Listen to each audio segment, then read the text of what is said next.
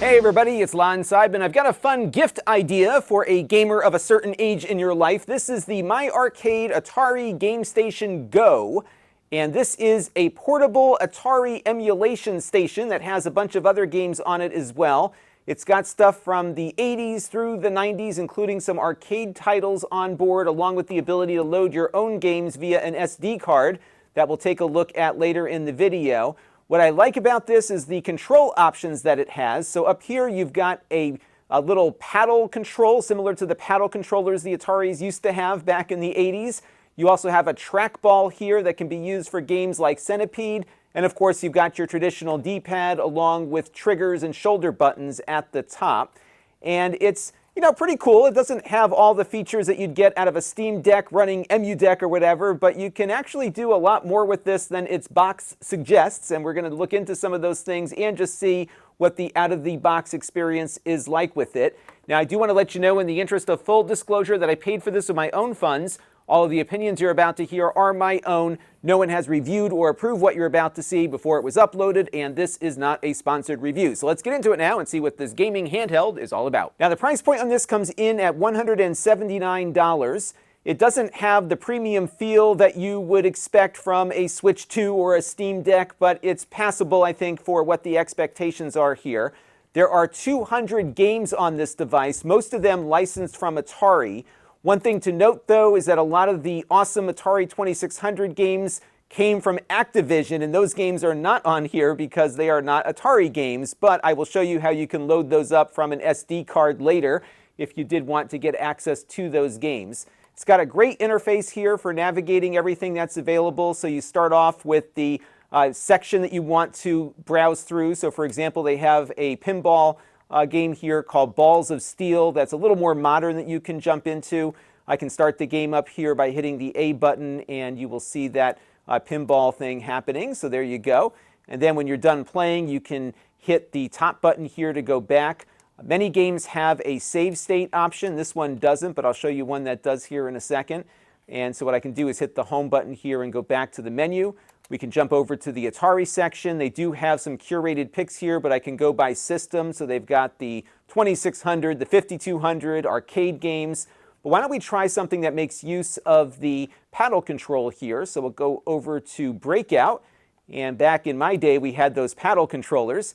And you'll note here that the paddle lit up. So what happens here is that the buttons that are relevant for the game that you're playing will illuminate with the light that's around them here. So right now I can use the A button and the spinner control, which is a nice way to see how to play without having to jump into the instructions. I'll go ahead here and start the game real quick and do a quick game of Breakout. I used to spend a lot of time playing this when I was a kid. And the control feels pretty good here on the screen. It's very sensitive, obviously, but it doesn't take long to get used to it. And it's kind of fun to play this game the way it was intended to be played. The screen might look a little dim on my camera, but it's not bad in person. I do have some studio lights on it right now, but the brightness is adequate for what you would do with this. So pretty cool. Seems to work pretty well. Now, if you hit the settings button here, you get some additional options. So one is that you can put save states in here, so I can save the state of my game and come back to it later. What you also have are controls here, so you can see what the controls are in the game. If there are any options, you can set them here, along with some other things as well. If we go back to the main menu again, if we are on the game, we can hit the Y button here and get some information about that game. So similar to what you saw in the other screen here, but you do have some rudimentary instructions that you can use to figure out how to play the game. Good stuff, and again, I like the control here quite a bit. This is not a spinner, so you can't just kind of flick it, but it's got a nice amount of resistance to it that does feel pretty good. Although, of course, when I was playing these games, I had the actual paddle controller, which you used your whole hand with. Let's take a look at a trackball game now. So we're going to jump into Centipede, that's in the arcade section, and watch what happens to the buttons and the controls here when I initiate the game. So it's going to load it up, and immediately you can see now the trackball is lit up, the D-pad is lit up, and the A button is lit up, and that indicates what controls we can use for this game. What's nice is that I can jump back from the trackball to the D-pad anytime I want. It's not one or the other, so you can quickly jump back and forth if you're having a hard time with it. This is the arcade ROM, so I have to put the credits in by pushing the credit button, and then I can hit start. You will note that it's very narrow here on the screen, and that's because the original arcade game ran in tate mode. My friend Joe from GameSack calls it tape mode. What that means is that the arcade was designed to run on a television screen that was turned on its side to give you a longer area in which to play. So of course here you don't have that option. I could not find an option to rotate the display. So at the moment this is what you get, but maybe firmware updates in the future could give you the option to run it vertically. So now, why don't we hit the start button to start the game, and I can play here with the trackball, and as you can see, I can jump back to the D-pad if I want. I have found the trackball is a little hard for me to navigate with my thumb. I think it might just be, I just have to get used to it. The other issue with the trackball is that it's not slippery, which is good, and it has some texture to the movement, so you can kind of get more precise in where you move the trackball. The problem is the texture doesn't feel consistent. It feels scratchy. And as a result, it doesn't work as well for me as it could. Perhaps it's just that I'm used to playing this game with the full hand trackball that the arcade version had, but I keep going back to the D-pad here because it just feels easier to control, and it might just be the form factor here. So it's either my thumb or the fact that it just isn't a very consistent feeling experience here when you're moving it, but the trackball, I think, could have been made a little better. So that's the one area here that, although it's nice to have a trackball, it's not as good as it could be. Now you'll also notice there's a number pad here on the side. There are games from the 80s that made use of number pads that were on game controllers. I think the Atari 5200 had one. And sometimes those games would come with an overlay that would go over the number pad and add additional functionality to your game. So these will light up when the game supports that. The D-pad is actually much nicer than I thought it would be. It works really well as an alternative to the Atari joystick that most of these games were designed for. So it rocks very nicely. I was surprised by how much I liked the D-pad here because my first impressions of it weren't great, but as I've started playing games on it, it feels really good. It's nice and firm. Again, it rocks really nicely. It's good stuff. The buttons here are a bit on the larger side, and they're spaced further apart than you might see on other modern controllers. So as such, it may not be so good for Nintendo and Sega games that came later than some of these Atari games that are supported here. So it's a little hard to get your finger to quickly go back and forth to different buttons given how far they are apart and how big they are. But I think for these games, it works out fine. Again, on the top here, you've got some shoulder buttons along with triggers. They will light up when appropriate. You have a physical power switch here to turn it on and off. Your home button is here. This is where the SD card goes, which we'll check out in a few minutes. This is your charging light to indicate that things are charging. It's got a USB Type-C port for charging. Battery life on this feels pretty good. These games are not all that demanding. It's a pretty low power processor inside. You'll probably get 4 to 8 hours depending on what you're doing with it. Some of the modern games, of course, will eat up a little more battery than the older games will, but I expect this to last about as long as a small tablet will, and that's what my experience has been so far. Here is an HDMI output. We'll play with this in a few minutes too, so you can output this to an external display if you want. It will output at 1080p 60, although some games don't run all that smoothly on here, as you'll see in a few minutes, at least the ones that you bring in from the SD card. And then here you've got a headphone jack along with your volume controls. On the back, you have 2 controller inputs. These are USB Type-C controller inputs. I don't think these are working yet. They might require a proprietary controller. I did hook up a couple of my 8-bit-do controllers in direct input mode, and the controller came up, but the buttons weren't mapped properly. I couldn't get things to work, so I think this might be a feature that will get activated in the future.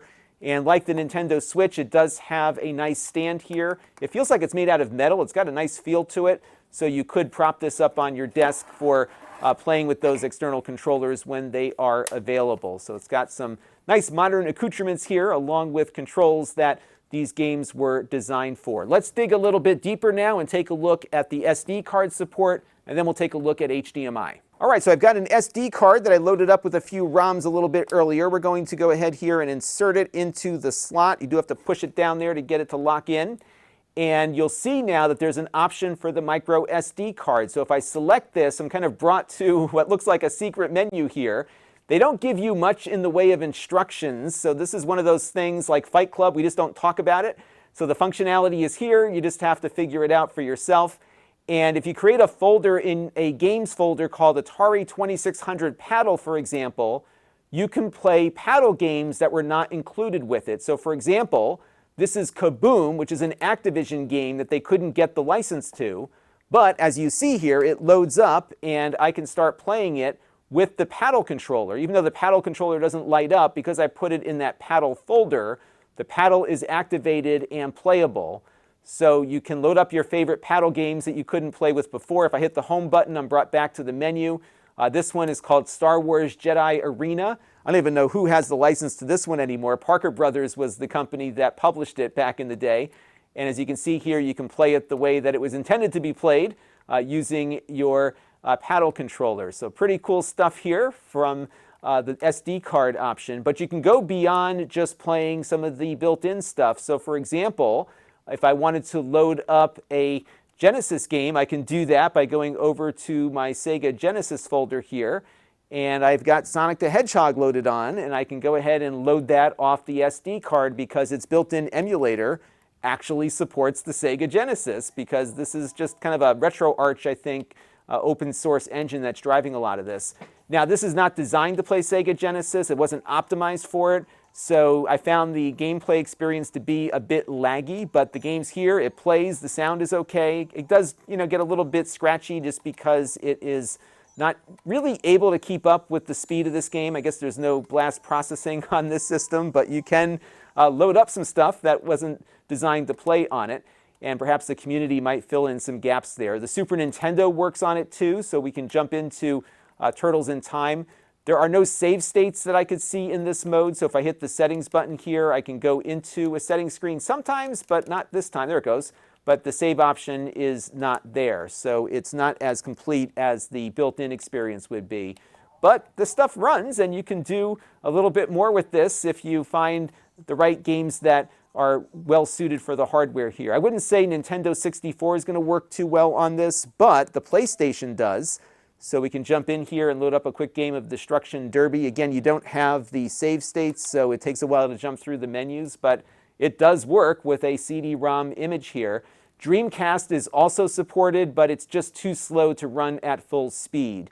So again, perhaps the community can step in with some of their own firmware or whatever and maybe enhance this over time. They've kind of opened the door for more. So it is pretty cool, though, to be able to load these games up. And I did find the PlayStation 1 actually performs pretty well here. And you can see the demo running. It feels pretty close to full speed, I think. It doesn't give you a frame counter, but this game, of course, started its life looking better than it does now and playing better than it does now. It didn't hold up all that well, Demolition Derby here, but it does seem to run fine on here. But it does look like they put a little bit more effort into the Atari Lynx in this SD card mode, which is not one of the supported systems. John over at Gen X Grown Up on YouTube did a whole piece on the Lynx support here. So all of the controls are mapping well, the games run great, and even some of the other features of the Lynx, one of them including the ability to flip the screen orientation. I forgot what the key command was for that. So you could actually play the Lynx games that were designed to run in Tate mode. It actually had a mode where you would play it vertically. Those games can work that way here. So good stuff here if you are looking to play some games that did not ship on this. You just have to load them up on an SD card, and there's plenty of resources in the community for getting all of that stuff to work. But again, this is not going to be as good as a Steam Deck might be with EmuDeck, but still, you might be surprised what you can get to run on here. Let's take a look now at the HDMI support, along with some of the modern Atari recreations that are on this device too. All right, so here I am playing Missile Command Recharge. This is one of the modern interpretations of old Atari games that you'll find on the system. It was nice to see these on here. You can get these games on other platforms too. I know there's Switch versions available, and I think on some of the Atari compilations that are on most modern systems, you should be able to get these games. But, I want to maybe get it up on the bigger screen here. So let's plug in our HDMI. Now there's a couple of things to know about the HDMI option here. When you plug in the HDMI, it reboots the system. So you can't just plug in the cable and pick up where you left off like you would on a Nintendo Switch. So you're basically starting from scratch every time you plug in the cable and every time you take it out. It does output at 1080p 60. However, I did find things get rather sluggish here in the menus, more so than they do on the native display. So just be aware of that. You'll lose a little bit of performance here. But let's load up the game we were just playing. This is stuff that's going to push the hardware the hardest, at least based on what it ships with. And as you can see here, the image is nice and clean. Again, 1080p 60. And we'll let the game load up here, and we'll jump in and play real quick. One thing to note is that the system here becomes the controller. So you have to use this at the moment, at least until they get those other external controller options working on it. But here you go. The game is running. And it seems to be okay. I don't think it's running at a full 60 frames per second. It feels like 30 to me. And I am capturing at 30, but I am running the full 60 out to my display here. And it definitely does not look as smooth as it does on my Switch when it's plugged in with this game on the big screen. So some sacrifices here. I guess that's to be expected with the lower end hardware. What my arcade struggles with, I think, is getting the hardware to be cool, but also somewhat profitable for them. So certainly there are ways to get better performance out of these devices, but that does require a lot more on the manufacturing side to make it work. But this gives you the idea as to how that looks. We can jump out of here. Maybe we'll go back to a retro game and just see how one of the old Atari games looks on here. So we'll jump back to the Atari section. And I'll play what I think is the first video game I actually ever played, because this was the game that my dad bought with our Atari way back in probably 1979 or whenever we got it. I was probably 2 years old, or maybe just about 3. But I just remember my father being up super late at night playing bowling on the TV. And I actually came downstairs in the middle of the night because I heard him playing. But there you go, it seems to work. So some of these older games, I think, will run at a much more acceptable frame rate. So overall, I think this is better than I expected it to be. It's not spectacular as an emulation handheld, but for the games it ships with, it plays them quite well. You've got some nice surprises here with the Atari Recharge library. Those games do play better on the native display than they do on the HDMI, but the older games here generally run pretty well in either mode. I like the fact that you've got the Pac-Man collection here. Not a lot, but enough that you can play the arcade game along with the Atari 2600 version. They've got a bunch of games they licensed for Jaleco from the 8 and 16-bit eras along with the arcade. So there's a lot to play on here. And if you are somebody who's looking to buy a gift for somebody that doesn't want to tinker with anything, they just want an out-of-the-box experience, this is not bad as a plug-and-play type of console. It's got great controls, a lot of games, and very easy to work with here. And hopefully over time we'll see more updates and games come down via the Wi-Fi update method here. So not too bad here from my arcade. Definitely not an enthusiast device, but again, a little better than I expected. That will do it for this one. Until next time, this is Lon.TV. Thanks for watching.